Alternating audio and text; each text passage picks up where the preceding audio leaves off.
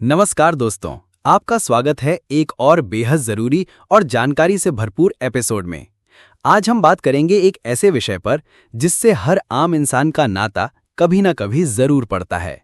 घर बनाना हो, शादी करनी हो, बच्चों की फीस भरनी हो या किसी मेडिकल इमरजेंसी से जूझना हो, उस वक्त सबसे पहला ख्याल आता है पर्सनल लोन। लेकिन सवाल उठता है, पर्सनल लोन आखिर है क्या और इसे लिया कैसे जाए, बिना ठगे जाए, बिना महंगा ब्याज चुकाए। तो चलिए दोस्तों, इस पूरे विषय को आज हम A to Z समझते हैं, आसान भाषा में, एक दोस्त की तरह।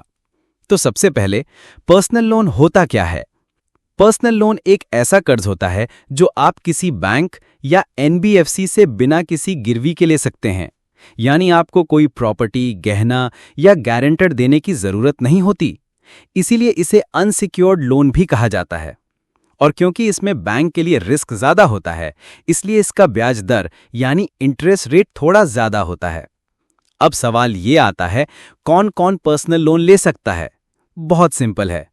अगर आप एक स्थायी नौकरी करते हैं, आपकी उम्र 21 से 60 साल के बीच है, आपकी मासिक इनकम 15,000 या उससे ज्यादा है और आपके पास एक अच्छा क्रेडिट स्कोर है, तो आप पर्सनल लोन के लिए एलिजिबल हैं। अब आता है सबसे जरूरी सवाल, पर्सनल लोन लेना कहां से शुरू करें? आपके पास दो रास्ते होते हैं, बैंक जैसे HDFC, ICICI, SBI, Axis bank, NBFC यानी नॉन बैंकिंग फाइनेंशियल कंपनीज जैसे Bajaj Finserv, Tata Capital, Money पैप आदि। आजकल तो बहुत सारी फिनटेक कंपनियां भी आसान ऐप्स के जरिए पर्सनल लोन दे रही हैं, जैसे क्रेडिट बी, अर्ली सैलरी, नावी, धनी आदि। लेकिन यहां आपको ब्याज दरों और शर्तों को जरूर पढ़ना चाहिए। अब बात करते हैं उस प्रोसेस की कि पर्सनल लोन लेते कैसे हैं। ध्यान दीजिएगा दोस्तों। स्टेप 1, अपनी जरूरत साफ करें, क्योंकि लोन एक जिम्मेदारी है। बिना जरूरत लोन लेना समझदारी नहीं है। स्टेप 2, EMI कैलकुलेट करें। जितना लोन ले रहे हैं वो आपके इनकम का कितना हिस्सा EMI में जाएगा, ये जरूर जानें। स्टेप 3, क्रेडिट स्कोर चेक करें। 700 प्लस स्कोर होगा तो लोन मिलने की संभावना ज्यादा और ब्याज दर कम होगी। Step 4, compare offers. पैसा बाजार, बैंक बाजार जैसी वेबसाइट्स पर जाकर 30 प्लस बैंकों और NBFCs के लोन ऑफर्स कंपेयर कर सकते हैं। स्टेप 5, डॉक्यूमेंट तैयार करें। पहचान पत्र यानी आधार या पैन, पता प्रमाण यानी बिजली बिल या पासपोर्ट, इनकम प्रूफ यानी सैलरी स्लिप या ITR, बैंक स्टेटमेंट यानी पिछले 6 महीने का। स्टेप 6, अप्लाई करें ऑनलाइन या ऑफलाइन।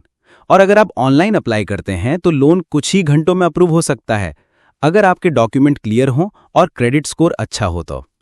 अब बात करते हैं सबसे जरूरी चीज की, इंटरेस्ट रेट यानी ब्याज दर की। दोस्तों, पर्सनल लोन की ब्याज दर 10% से लेकर 25% तक जा सकती है, आपके क्रेडिट स्कोर, नौकरी और कंपनी के आधार पर। इसलिए अगर आपको अच्छी कंपनी में नौकरी है, नियमित इनकम है और EMI टाइम पर भरने का इतिहास है, तो आप बैंक से कम ब्याज पर लोन ले सकते हैं। अब ध्यान दीजिए, ये 5 गलतियां कभी मत करिएगा पर्सनल लोन लेते वक्त। बिना कंपैरिजन किए किसी एक बैंक से लोन ले लेना, हिडन चार्जेस को नजरअंदाज कर देना, समय से EMI न भरना, इससे क्रेडिट स्कोर बिगड़ता है, लोन के पैसों को फिजूल खर्च करना, ओवर बोरोइंग यानी जरूरत से ज्यादा लोन लेना। पर्सनल लोन सिर्फ लेना ही नहीं, उसे समझदारी से चलाना भी उतना ही जरूरी है।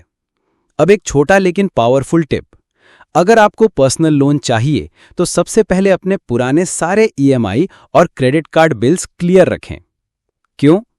क्योंकि बैंक सबसे पहले यही चेक करता है कि क्या ये इंसान पहले लोन चुका पाया है। और हां, अपना क्रेडिट स्कोर समय समय पर चेक करते रहिए, क्योंकि ये स्कोर ही तय करता है कि बैंक आपको लोन देगा या नहीं, और अगर देगा तो कितने % ब्याज पर।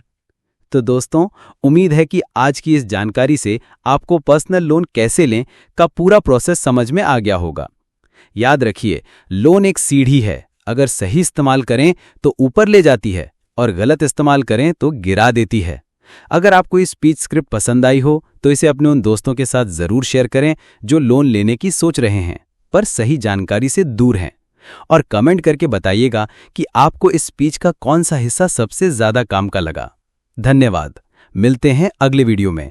तब तक समझदारी से लोन लीजिए और जिम्मेदारी से जिंदगी जिएं।